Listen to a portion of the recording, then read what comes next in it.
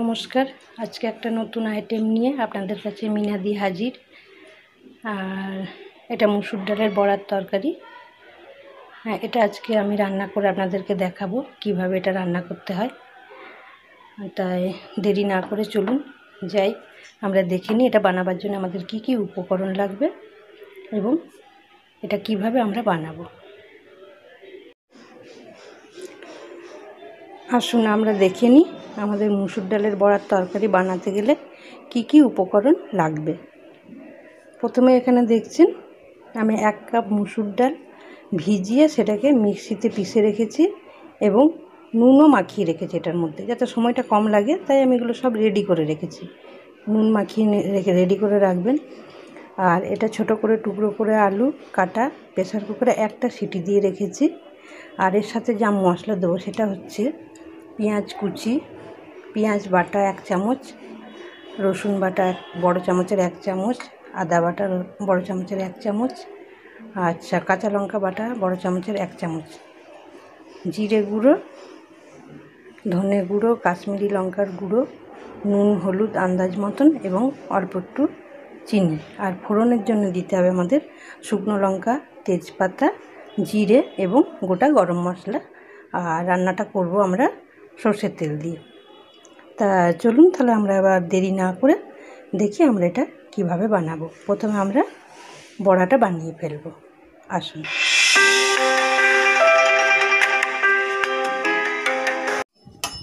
দেখুন আমরা gas on করেছি, প্যান আমাদের গরম হয়ে গেছে। এবার আমরা এর মধ্যে তেল দেব, একটু বেশি করে সর্ষের তেল দেব কারণ বড়াগুলো তো আমরা ভাজবো।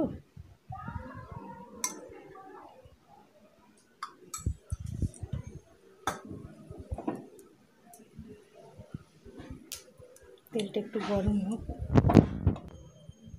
এবার আমরা তেলটা গরম হয়ে গেছে, এবার একটু একটু করে বড়াগুলো আমরা ভাজবো। ডাল বাটাটা দেবো, দেখুন এইভাবে চামচে করে করে। আপনারা বড়াটা ইচ্ছে মতন করতে পারেন, সাইজটা বড়ও করতে পারেন ছোটও করতে পারেন, আপনাদের যেরকম পছন্দ সেইভাবে করবেন।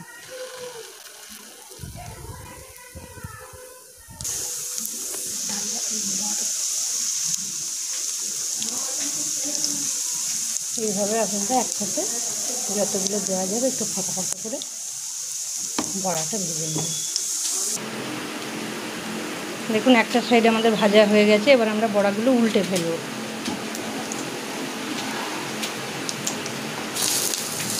এইভাবে সব বড়াগুলো উল্টে ফেলব। দেখুন বড়াগুলো সব উল্টে দিয়েছি। আর এই দিকটা একটু আঁচ কমিয়ে কমিয়ে ভাজবেন, না হলে পুড়ে যেতে পারে বড়াগুলো। দেখুন দুটো পাশে আমাদের ভাজা হয়ে গেছে। এইভাবে আমরা সব বড়াগুলো একটা একটা করে ভেজে তুলে রাখবো।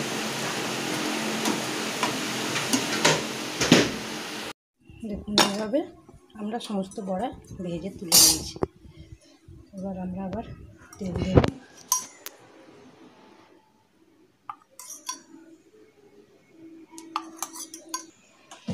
আমরা এখানে 3 চামচ তেল দিয়েছি। এবার এক একে ফোড়নগুলো দিয়ে দেবো।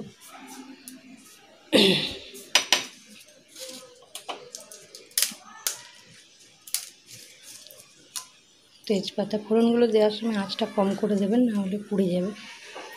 শুকনো লঙ্কা,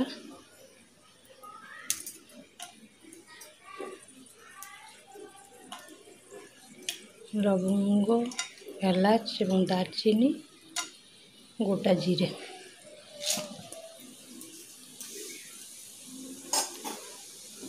ফোড়নটা যেন বেশি ভাজবেন না, অল্প একটু ভাজবেন।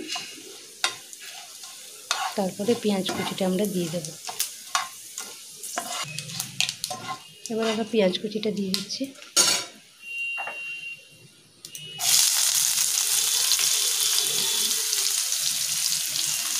ফোড়ন থেকে গরম মশলার গন্ধটা সুন্দর বেরিয়ে এসছে।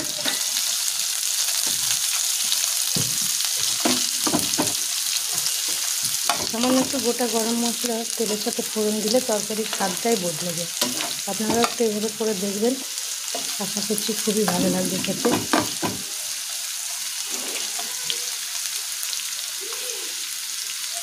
এবার পেঁয়াজটা আমরা একটু বাদামি করে ভাজবো। দেখুন আমাদের পেঁয়াজটা গোল্ডেন ব্রাউন হয়ে গেছে। এবার আমরা একে একে মশলাগুলো দেব। একটা রসুন বাটা 1 চামচ আছে, আদা বাটা 1 চামচ, আমি যে চামচটা ব্যবহার করছি বড় চামচের 1 চামচ করে দেবেন। পেঁয়াজ বাটাটা দেবো এবার।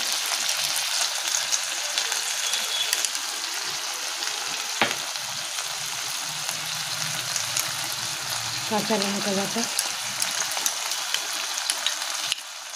আমি সবসময় সমস্ত রান্নাতে কাঁচা লঙ্কাটাই বেশি ব্যবহার করি, আর শুধু রং করার জন্য কাশ্মীরি গুঁড়ো লঙ্কাটা দিই, আর পুরো রান্নাটাই কাঁচা লঙ্কায় করি। কাঁচা লঙ্কাটা শরীরের পক্ষেও ভালো, তাই আপনারাও চেষ্টা করবেন সবসময় কাঁচা লঙ্কাতে রান্না করতে। আর কালার যদি চান তাহলে একটু কাশ্মীরি গুঁড়ো লঙ্কা দিয়ে দেবেন, তাহলে কালার এসে যাবে।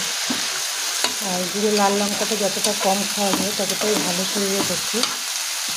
তাই শুধু দেখতে ভালো হলে হবে না, আমাদেরকে এটাও খেয়াল রাখতে হবে যে রান্নাটা যেন আমাদের স্বাস্থ্যকর হয়।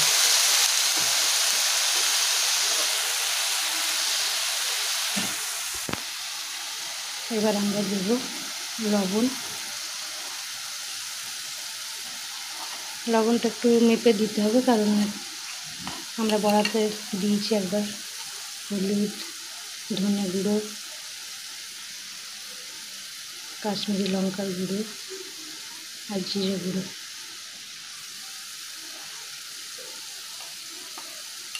চিনিটা এখন দেবো না, চিনিটা সমস্ত মশলা কষা হয়ে যাবে, তারপর আমরা চিনিটা দেবো। এর আগেও আমি সমস্ত রান্নাতেই একটা কথা বলে থাকি, চিনি দিলে সবসময় রান্নার মশলাটা পুড়ে যায়, তাড়াতাড়ি ধরে যায়, তাই চিনিটা সবসময় শেষে দেবেন। এবার আমরা সমস্ত মশলাগুলো ভালো করে মিশিয়ে মশলাটাকে বেশ ভালো করে কষে নেব। যদি মনে হয় যে শুকিয়ে যাচ্ছে, একটু জলের দরকার, তাহলে অল্প একটু গরম জল আমরা দিতে পারি। আমি রান্নায় সবসময় গরম জলটাই ব্যবহার করি, কারণ আমরা যখন রান্না করছি সেটা তো গরম হয়ে যাচ্ছে, তাই গরম জলটা দিলে তার স্বাদটা ঠিক থাকে, এবং ঠান্ডা জল দিলে পরে তরকারিতে স্বাদটা নষ্ট হয়ে যায়। একটু শুকিয়ে গেছে তো, তাই আমরা সামান্য একটু গরম জল মশলাটার মধ্যে দেবো।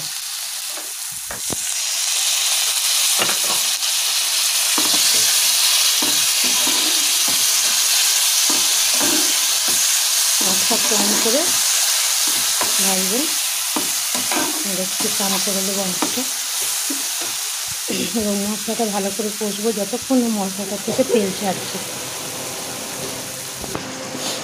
সবসময় মশলা ঠিক মতো না কষলে রান্নার স্বাদটা ঠিক আসে না, সেই জন্যে সবসময় দেখবেন যেন মশলাটা ঠিক মতন কষা হয়।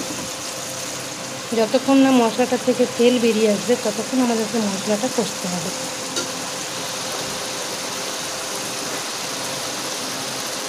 যদি মনে হয় যে শুকিয়ে যাচ্ছে, তাহলে একটু করে আপনারা গরম জল দিয়ে কষতে পারেন, ঠান্ডা জল একদমই দেবেন না।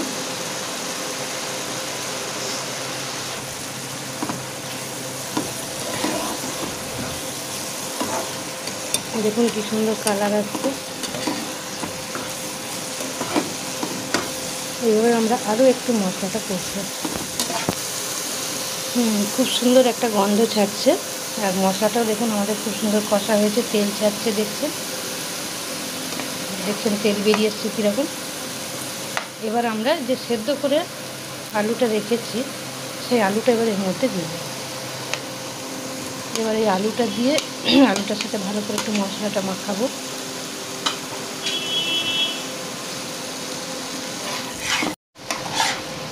এইভাবে আমরা মশলার সাথে আলুটা মাখিয়ে নেব।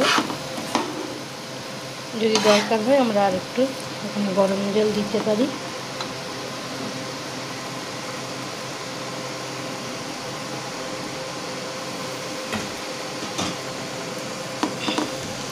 খেয়াল রাখবেন যাতে পুড়ে না যায় মশলাটা, নাহলে কেন একটা বিশ্রী গন্ধ বেরিয়ে আসবে তরকারিটার মধ্যে।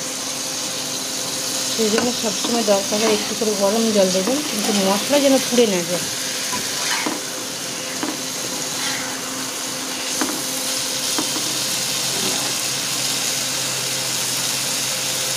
এবং আমরা তরকারিতে যখন জল দেবো তখনও কিন্তু গরম জলই দেবো।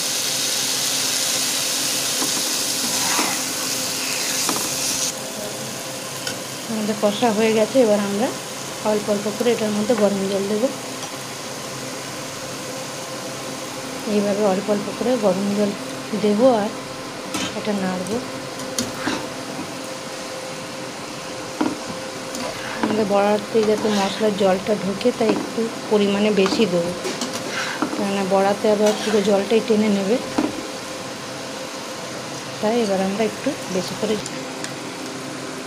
জলটা দেওয়ার আগে আমরা এখানে 1 চামচ সস দিয়ে দেবো। সস দিয়ে এবার একটু নাড়াচাড়া করে জলটা দিয়ে, সসটা দিয়ে আমরা বেশি কষবো না, না হলে সসের যে একটা ফ্লেভার আছে সেটা নষ্ট হয়ে যাবে। এবার সামান্য একটু চিনি দিয়ে দেবো।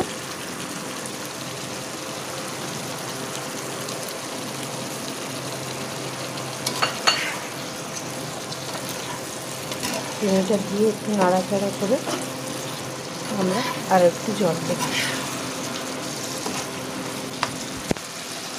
এবার আমরা পরিমাণ মতন গরম জল দিয়ে দেবো, যাতে বড়াটা আমাদের ভিজে যায়। এখানে বড়াতে যতক্ষণ এই রসটা ঢুকবে ততক্ষণ আমাদের টেস্ট লাগবে না খেতে। দেখুন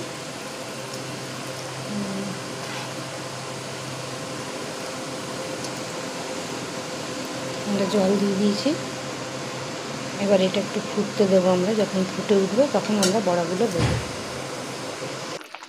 দেখুন আমাদের ঝোলটা ফুটে উঠেছে, এবার আমরা বড়াটার মধ্যে দিয়ে দেবো। যেহেতু সবই আমাদের সেদ্ধ হয়ে গেছে, আলুটাও সেদ্ধ হয়ে গেছে, মশলাটাও কষা হয়ে গেছে, গরম জল দিয়ে দিয়েছি, তাই আমাদের বেশিক্ষণ তরকারিটা হতে লাগবে না। আর বড়াটা দিয়ে জাস্ট একটুখানি ফুটিয়ে 5 মিনিট আমরা নামিয়ে নেব। এইভাবে আমরা নিতে করে বড়াগুলো ঝোলের মধ্যে সব ডুবিয়ে দেব এবং 5 মিনিট ফুটতে দেবো এটা। দেখুন আমাদের হয়ে গেছে, রান্নাটা কমপ্লিট। বড়াগুলো একটু ফুলে উঠেছে।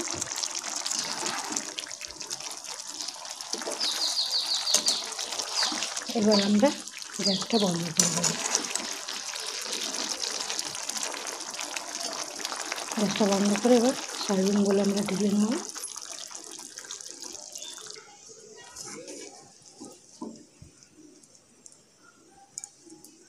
এইভাবে আমরা এবার পুরো তরকারিটা তুলে নেব। আমরা প্লেটের মধ্যে পুরো তরকারিটা ঢেলে নিয়েছি, তুলে নিয়েছি। দেখুন খুব সুন্দর হয়েছে দেখতে এবং খেয়েও খুব টেস্ট হয়েছে। আপনারাও খেয়ে দেখবেন, বানিয়ে বাড়িতে খেয়ে দেখবেন এবং অবশ্যই কমেন্ট বক্সে লিখে জানাবেন কেমন হলো। আর চ্যানেলটিকে সাবস্ক্রাইব করবেন এবং বেল আইকনটি প্রেস করবেন, যাতে যখনই আমি কোনো মেনু দেব সবার আগে আপনাদের কাছে পৌঁছে যায়। আর আরও নতুন নতুন রান্না নিয়ে আসবো মিনাদির রান্নাঘরে, আপনারাও দেখতে থাকুন। আর এতক্ষণ টাইম আমার সাথে দেওয়ার জন্য আপনাদেরকে অসংখ্য ধন্যবাদ। এইভাবে আমার সঙ্গে থাকুন এবং আপনাদের সহযোগিতায় আমি আরও অনেক নতুন নতুন রান্না করে আপনাদেরকে দেখাবো। নমস্কার।